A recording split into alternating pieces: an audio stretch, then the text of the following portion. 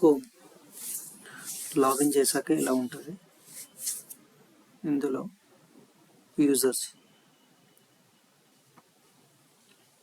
User configurations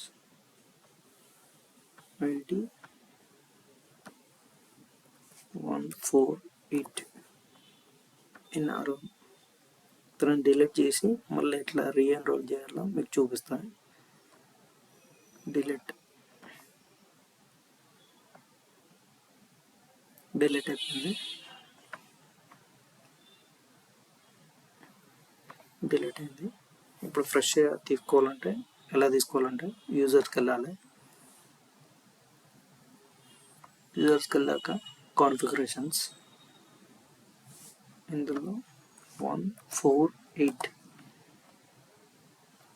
enter. 148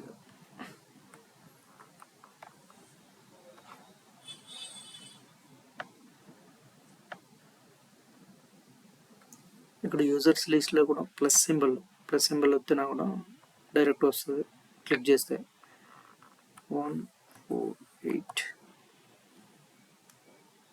ఇది కొత్తది. And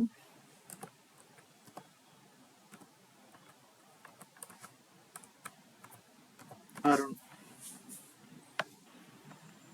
అక్కడ మనం యూజర్ ఐడి ఎంటర్ చేయగానే నేము అసైన్ చేయగానే కింద ఫుల్ నేమ్ వచ్చేస్తుంది, షార్ట్ నేమ్ వస్తుంది, రిఫరెన్స్ ఐడి కూడా వస్తుంది ఆటోమేటిక్గా. డివైస్ సెలెక్ట్ చేసుకోవాలి. డివైసెస్ దాంట్లో ఇది college of community science, so కాబట్టి తన యొక్క డివైస్ లొకేషన్ సెలెక్ట్ చేసుకున్నాం. డివైస్ ఇది గ్రూప్లో కూడా బ్రాంచ్ దాంట్లో కూడా సేమ్ సెలెక్షన్ చేసుకోవాలి. కాలేజ్ ఆఫ్ కమ్యూనిటీ సైన్స్ అని తన అటెండెన్స్ కోసం టైమ్ అండ్ అటెండెన్స్ కూడా ఎనేబుల్ చేసి ఉండాలి. ఇక్కడ ఎనేబుల్ ది అటెండెన్స్ క్యాలిక్యులేషన్ కోసం తన ఫేస్ ఇన్ అవుట్ పెట్టినప్పుడు తెలియనికి ఇది కంపల్సరీ ఎనేబుల్ చేయాలి.